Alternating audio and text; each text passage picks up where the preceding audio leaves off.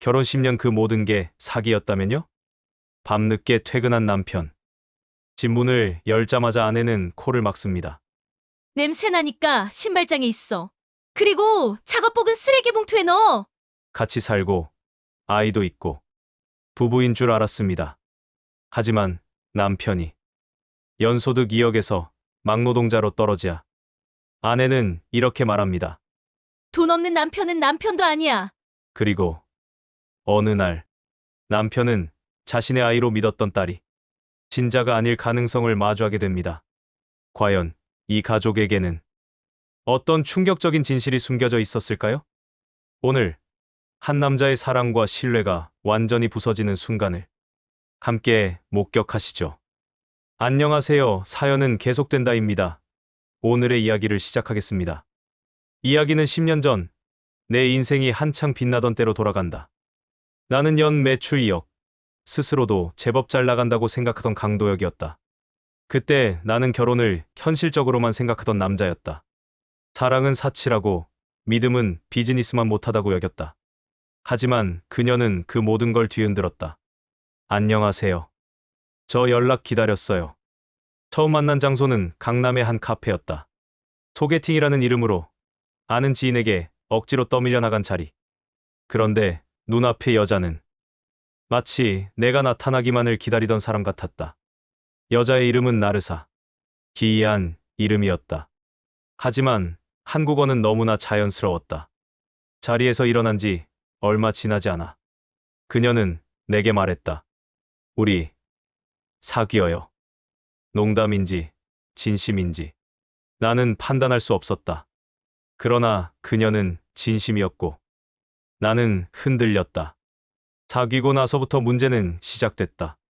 연락 두절, 약속 취소, 만나도 서둘러 자리를 뜨는 행동. 내가 지적하면 미안해. 일이 있어서 다음에 오래 봐요. 그녀는 늘 다음을 얘기했지만 그 다음은 오지 않았다. 나는 결국 이별을 통보했다. 그때까지만 해도 모든 게 여기서 끝났다고 믿었다. 한 달 뒤 그녀가 울먹이며 집 앞에 찾아왔다. 도혁 씨, 나 임신했어. 머리가 새하얘졌다.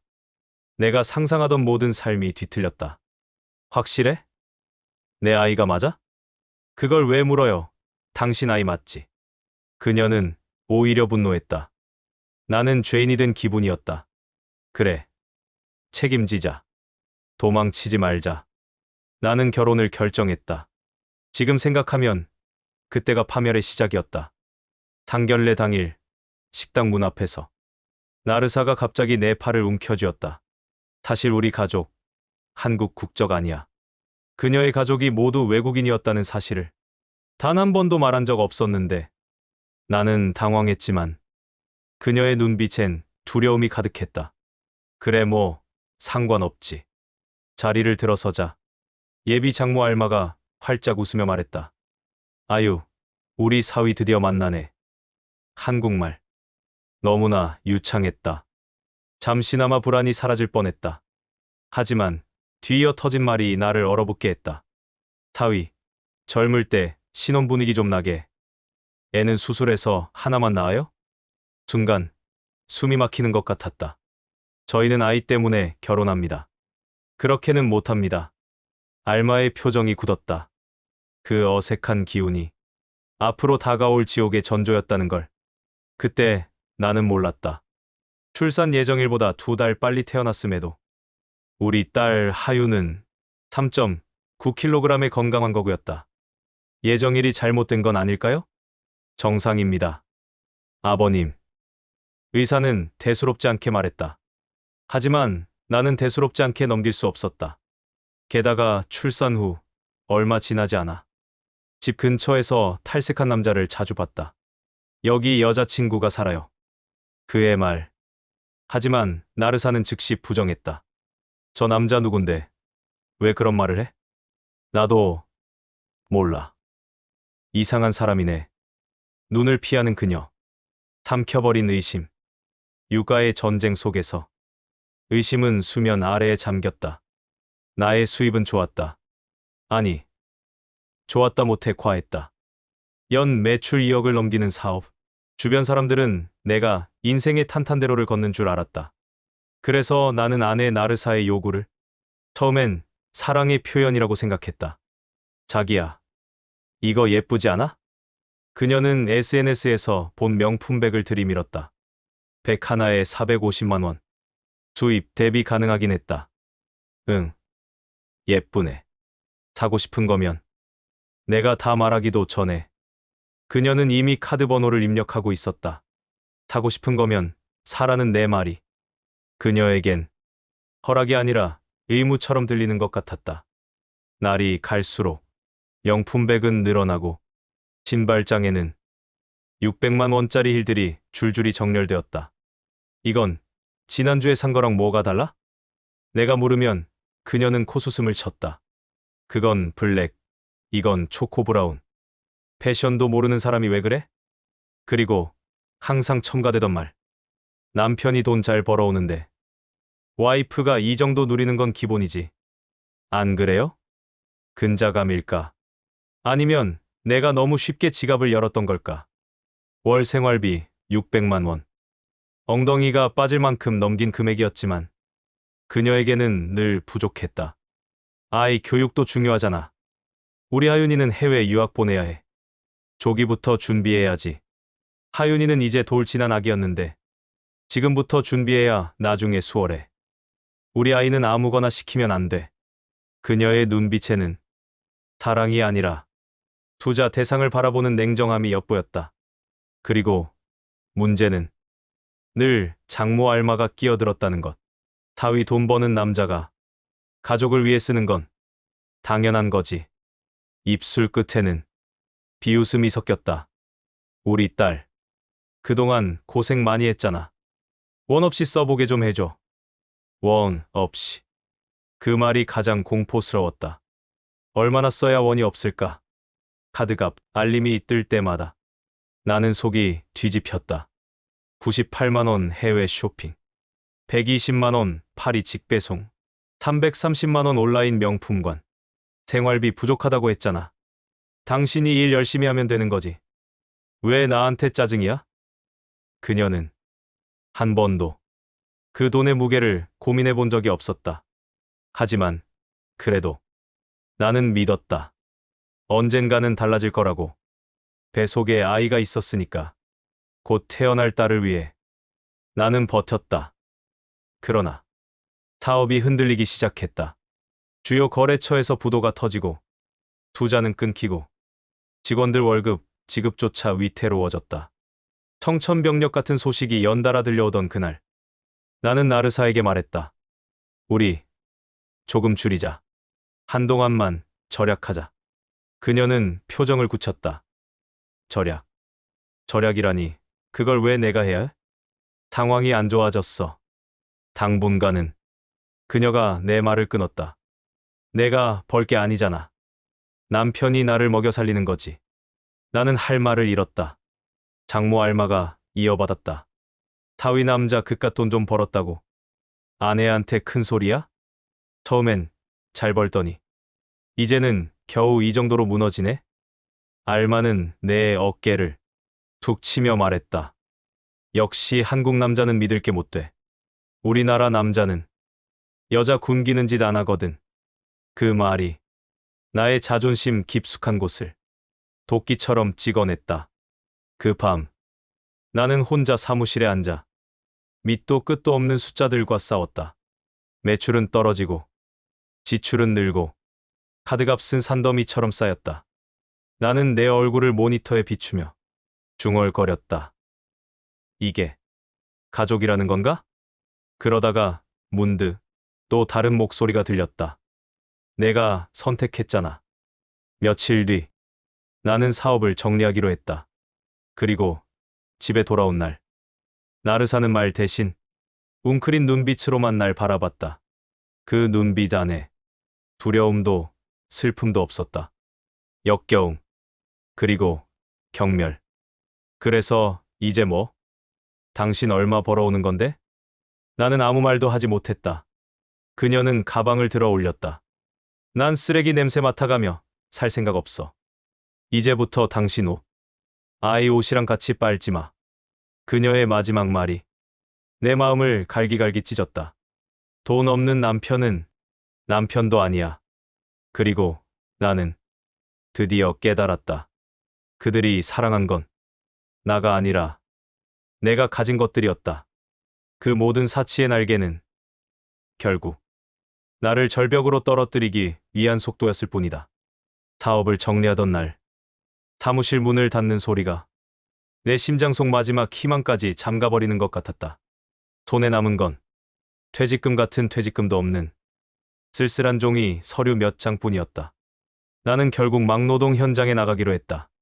구겨진 작업품, 안 씻겨지는 철 냄새, 비와 땀에 젖어 무거워진 안전화, 손바닥은 단 3일 만에 굳은 살이 박히고 찢어지고 붓고 열이 났다. 일이 익숙해질 만하면 근육통이 더 심해졌다. 야, 신입, 빨리빨리 못해? 욕설에 예로만 대답해야 했다. 나이 40 넘은 신입은 그저 눈치나 봐야 하는 존재였다. 퇴근하고 집 문을 열면 가장 먼저 들려오는 건 딸의 웃음소리도 아내의 반가움도 아니었다. 역겨움이 섞인 짜증 섞인 한마디. 아우 냄새, 신발장, 신발장. 나르사는 베란다 쪽으로 달아났다. 마치 전염병 환자를 대하듯. 아이는 나를 보고 다가오고 싶어 발을 동동 구르며 아빠, 아빠. 하지만 나르사는 하윤의 팔을 낚아챘다. 안 돼. 냄새 나잖아. 떨어져 있어. 순간 나는 인간 이하로 떨어진 느낌이 들었다. 그녀는 큰 쓰레기 봉투를 내밀었다. 여기다 넣어. 작업복, 양말, 속옷, 다. 전부. 나는 묵묵히 땀에 젖고 먼지가 묻은 작업복을 벗어 그 안에 구겨 넣었다. 봉투 입구를 묶으려는 순간 아내의 목소리가 날카롭게 꽂혔다. 코인, 세탁소가. 우리 옷이랑 섞이면 안 돼. 나는 고개를 숙였다. 알겠어. 알겠어가 아니라 내라고 해야지. 남편 체면은 이미 없어졌잖아? 나는 그 말에도 화낼 힘조차 없었다. 샤워를 하고 나면 나르사는 욕실 전체에 향균 스프레이를 뿌렸다. 발자국 그대로 놔둬. 그거 내가 닦을 거야. 당신이 닦으면 더 더러워져. 말끝마다 너는 더럽다는 뜻이 붙어 있었다. 어려운 상황일수록 가족이 힘이 되어준다는 말은 우리 집엔 존재하지 않았다. 싸움이 나면 그녀는 늘 같은 말을 반복했다. 소리 지르지 마. 아동학대 신고할까? 하윤이를 방패이자 흉기로 사용하는 사람. 아내는 그런 사람이 되어 있었다. 나는 결국 입을 다물고 고개를 떨구는 것 외엔 할 수 있는 게 없었다. 내가 소리를 조금이라도 높이면 딸과 떨어질 수도 있다. 그 공포가 내 모든 대응을 집어삼켰다. 하윤이가 조심스럽게 다가와 말했다. 아빠 손 아파? 나는 서둘러 손을 주머니에 감췄다. 아니야. 아빠 괜찮아. 하윤이가 내 손을 어린 손으로 감싸며 말했다. 아빠는 냄새 안 나. 그 한마디가 내 목구멍 깊숙한 곳을 울렸다. 나르사가 소리쳤다. 하윤아, 떨어지라니까. 감기 걸리면 책임질 거야? 하윤은 또 끌려갔다. 나는 스스로에게 물었다. 언제부터 이렇게까지 무너졌지? 그리고 답은 너무도 명확했다. 모든 걸 잃고 난 뒤 나는 남편으로서도 아버지로서도 존중받지 못하는 존재가 되었다. 내가 하는 돈벌이의 가치가 사라진 순간 나라는 사람의 가치도 함께 버려졌다. 그날 새벽 코인 세탁소에서 돌아오며 축축한 작업복 봉투를 들고 아파트 계단을 오르며 생각했다. 과연 이게 가족인가? 스스로를 속일 수 없었다. 그녀와 나는 더 이상 부부가 아니었다. 그저 돈이 사라진 순간 폐기된 계약관계. 그리고 나는 폐기된 사람 중에서도 가장 흐물거리는 쪽이었다. 결국 그녀가 원한 대로 이혼을 하고 친권, 양육권 모두 빼앗긴 채 나는 집에서 쫓겨났다. 그저 버려진 쓸모없는 남자. 그러던 어느 날 머릿속 구석에서 잊혀졌던 의심이 되살아났다. 탈색 머리 남자 그거 뭐지? 하윤이 정말 내 아이가 맞는 걸까? 나는 전처의 SNS를 뒤졌다. 오래된 사진 속 탈색 머리 남자와 어깨를 맞대고 웃는 나르사가 있었다. 캡션 내 전부, 라이. 심장이 내려앉는 기분. 나는 즉시 그녀에게 메시지를 보냈다. 하윤이 친자 검사하자. 하지만 돌아온 건 익십. 그리고 완전 차단. 모든 답은 그녀가 쥐고 있었다. 그리고 나는 그녀의 마지막 양심이라도 믿고 싶었다는 사실을 깨달았다. 그런데 그 마지막 양심이 존재하기나 했던 걸까? 이혼하고 몇 달이 지났을 때였다. 마기를 마치고 허리 잡고 집으로 돌아가는데 골목 입구에 낯익은 실루엣이 서 있었다. 탈색 머리, 손에 싼 편의점 커피. 그 남자였다. 나는 모른 척 지나치려고 했지만 그가 먼저 말을 걸었다. 혹시 강도혁 씨? 나는 걸음을 멈췄다. 누구신데요? 그가 머쓱하게 웃었다. 저 예전에 그 집 앞에서 한 번 봤었죠. 그때 제가 여자친구 집이라고 했던 순간 거친 숨이 나도 모르게 나왔다. 기억나죠? 그래서요? 그가 잠시 망설이더니 입술을 깨물고 말했다. 그쪽 하윤이 아버지죠? 심장이 철렁 내려앉았다. 지금은 아니죠. 내 목소리가 갈라졌다. 그래요. 그럴 줄 알았어요. 무슨 뜻입니까? 그는 주변을 한번 두리번거리더니 조심스럽게 말했다. 그쪽 전처, 나르사. 저랑 같이 살던 사람이에요. 결혼까지는 아니어도 한 집에서 같이. 머리를 한 대 맞은 듯 눈앞이 어지러워졌다. 언제부터 같이 살았죠? 9년 전이요. 헤어진 건 8년 전쯤이고요. 나는 숨을 들이켰다. 하윤의 나이, 그리고 결혼 시점. 모든 수치가 머릿속에서 날카롭게 부딪혔다. 그럼 그때 이미 그 사람 임신. 그가 말을 끊었다. 저도 몰랐어요. 그냥 어느 날 갑자기 짐 싸서 나가더니 한참 뒤에야 애 사진 들고 자랑하더라고요. 우리 아빠 돈 많다면서.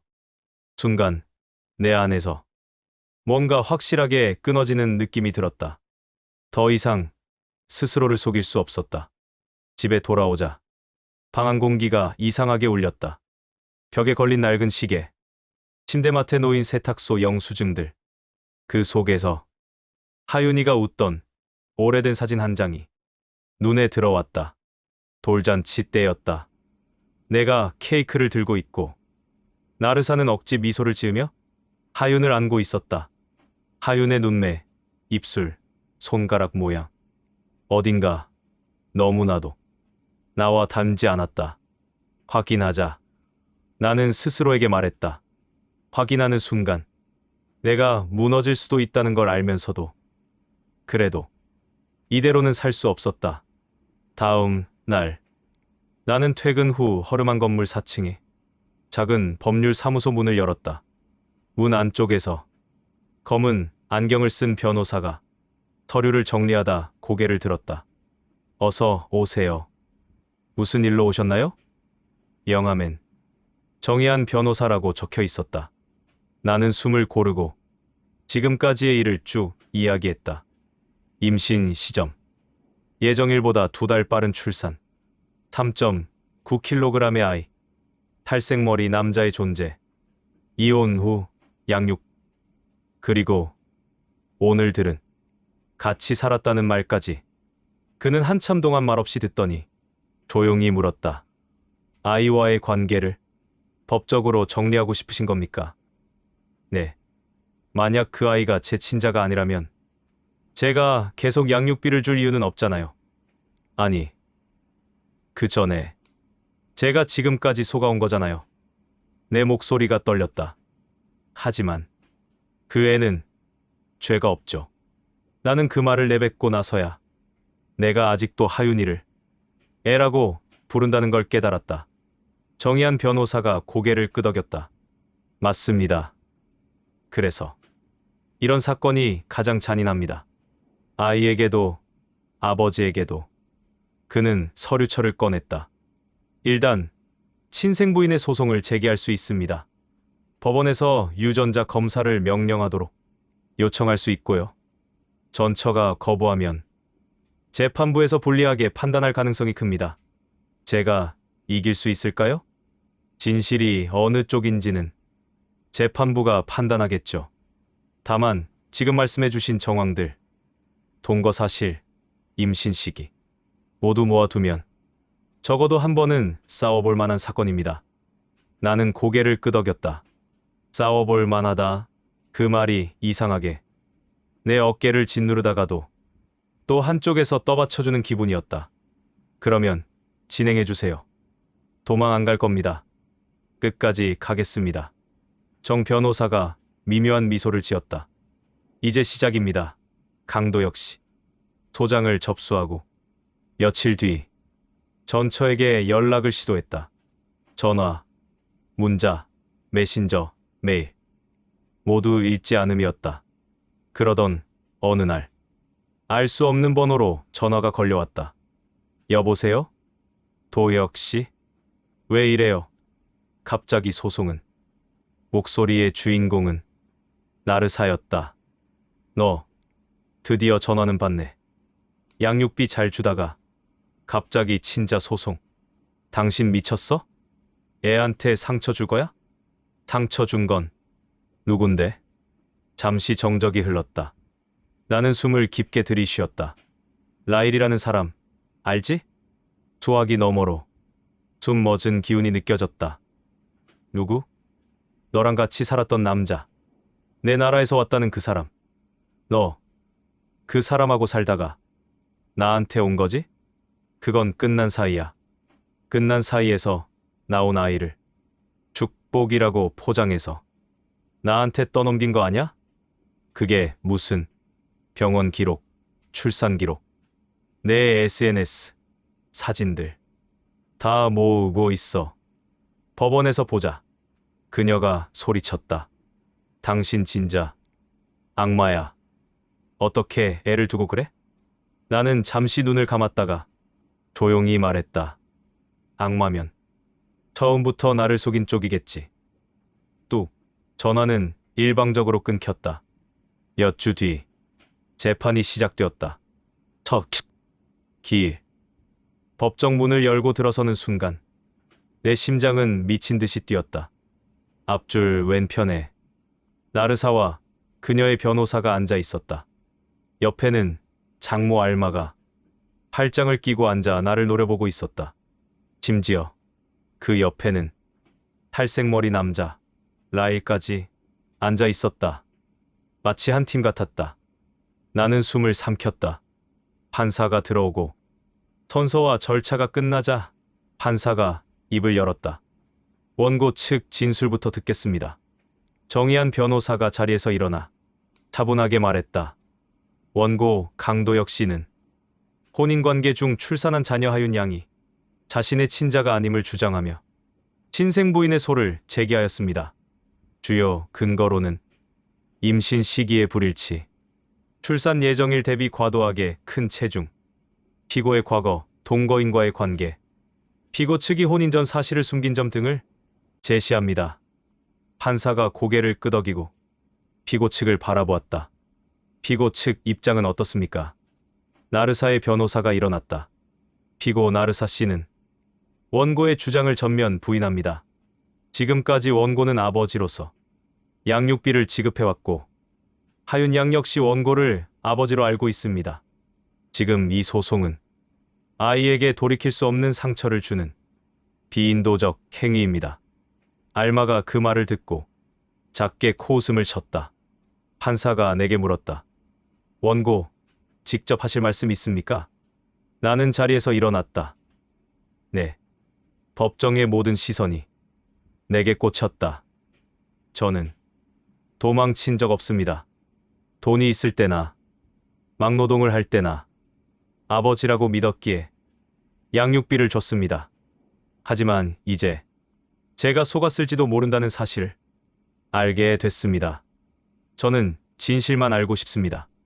그게 저를 위해서든 아이를 위해서든요. 목이 메였다. 그래도 겨우 말을 끝냈다. 판사가 고개를 끄덕였다. 좋습니다. 양측 모두 진실을 말한다면 유전자 검사를 통해 확인하는 것이 합리적이라 판단됩니다. 그 순간 나르사가 자리에서 벌떡 일어났다. 저희 검사 안 할 거예요. 법정이 술렁였다. 판사가 안경을 고쳐 썼다. 피고 자리에 앉으십시오. 유전자 검사는 이 사건의 핵심 증거입니다. 정당한 이유 없이 거부할 경우 재판부는 피고에게 불리하게 판단할 수 있습니다. 알마가 나르사의 손을 잡고 속삭였다. 하지 마. 검사하면 끝이야. 그 속삭임이 법정 안에 있는 모두의 귀에 울리는 것 같았다. 첫 기일이 끝난 뒤 법정 복도는 싸늘한 공기로 가득했다. 나는 물을 마시러 복도 끝으로 걸어가다가 뒤에서 들려오는 목소리를 들었다. 당신 정말 사람 맞아? 돌아보니 나르사가 서 있었다. 그 옆에는 알마와 라일도 있었다. 검사만 하면 끝나. 그게 그렇게 두려워? 내 말에 알마가 나섰다. 타위. 아니지. 이제 남이네. 그만해. 애는 당신 애야. 10년을 그렇게 살아놓고 이제 와서 뭐가 어쩌고 어째? 그러니까 확인하자는 거잖아요. 우린 필요 없대도. 그때 라일이 조심스럽게 입을 열었다.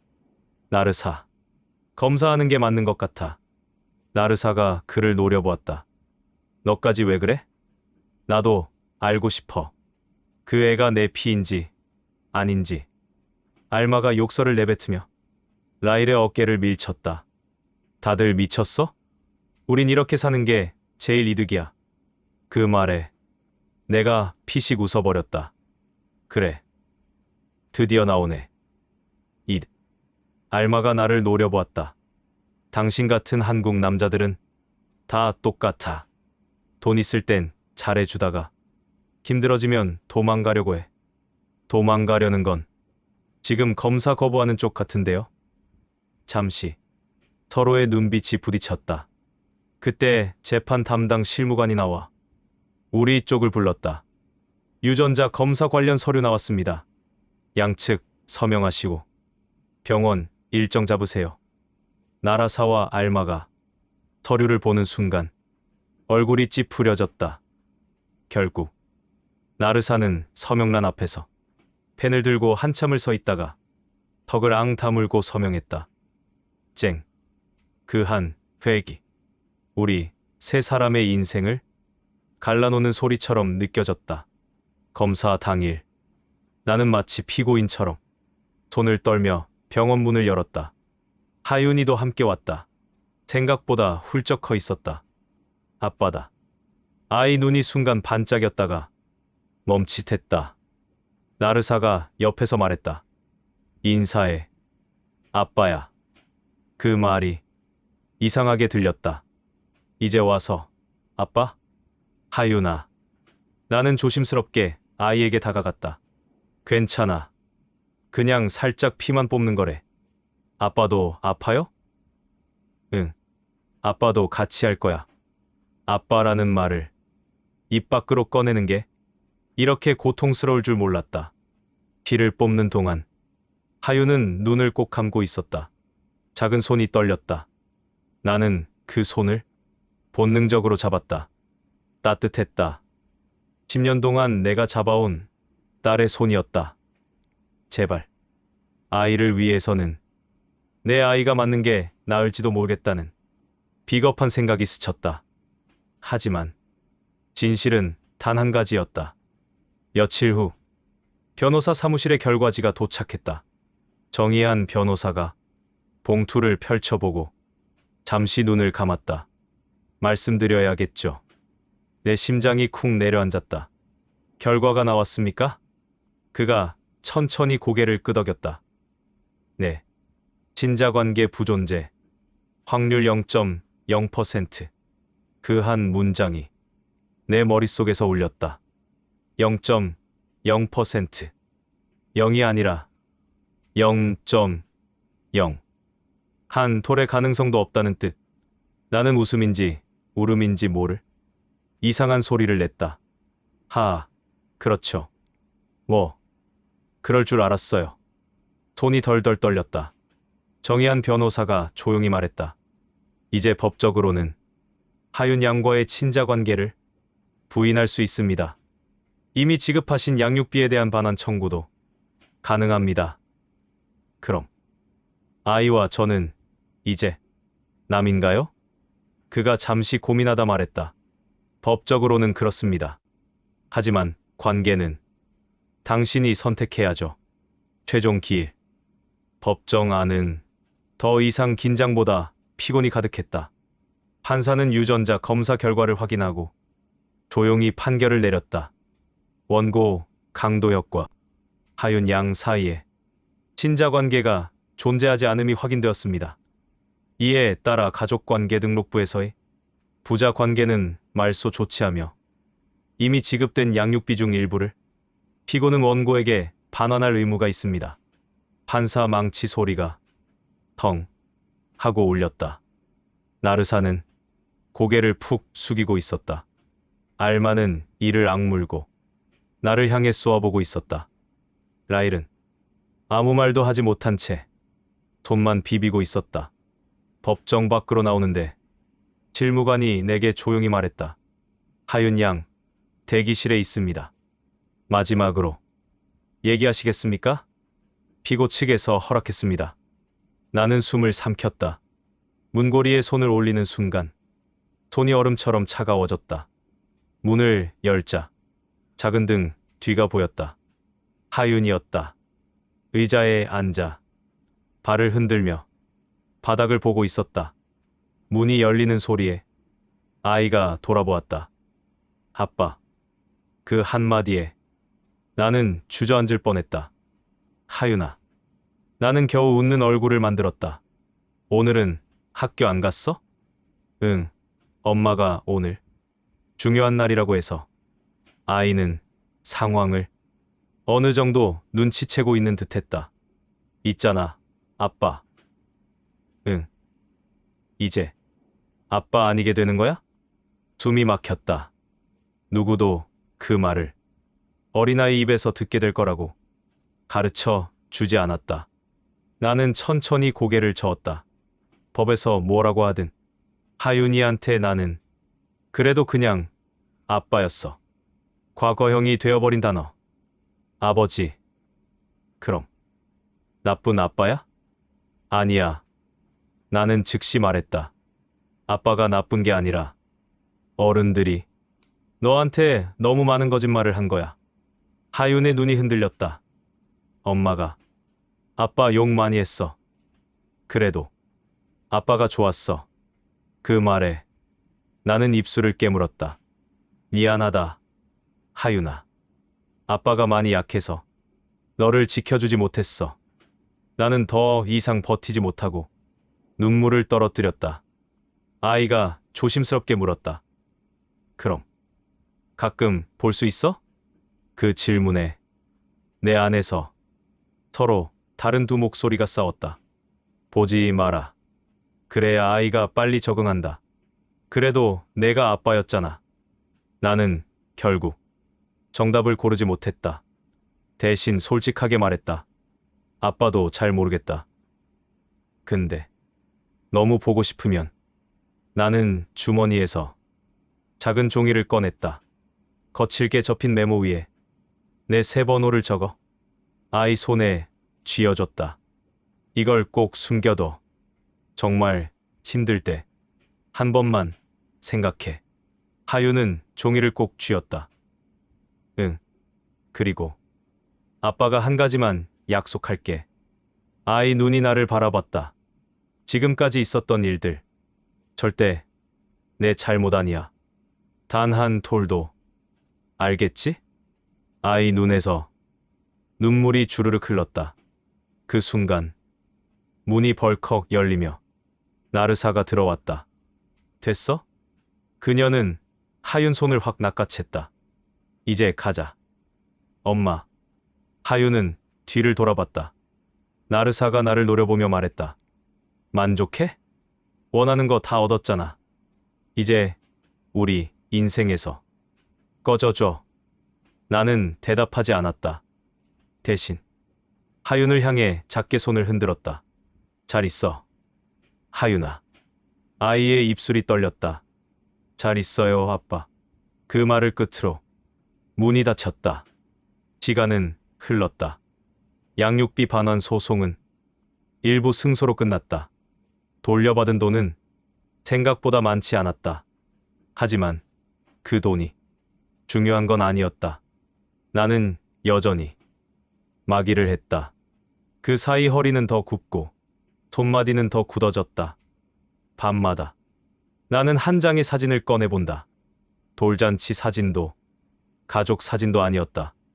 유전자 검사 날 병원 대기실에서 하윤이와 나란히 앉아 붉어진 팔을 보여주며 서로를 보며 웃던 순간 누가 보면 평범한 사진이다. 하지만 나에게는 마지막으로 함께한 진짜 부녀 같았던 순간이었다. 어느 비 오는 날 휴대전화가 울렸다. 낯선 번호였다. 여보세요? 잠깐의 숨소리. 그리고 작은 목소리가 들렸다. 아빠? 나는 대답 대신 눈물을 먼저 흘렸다. 하윤아? 응. 엄마가 요즘 많이 힘들어해. 할머니도 라일 아저씨도 없어졌어. 다른 데로 갔대. 나는 숨을 고르고 물었다. 너는 괜찮아?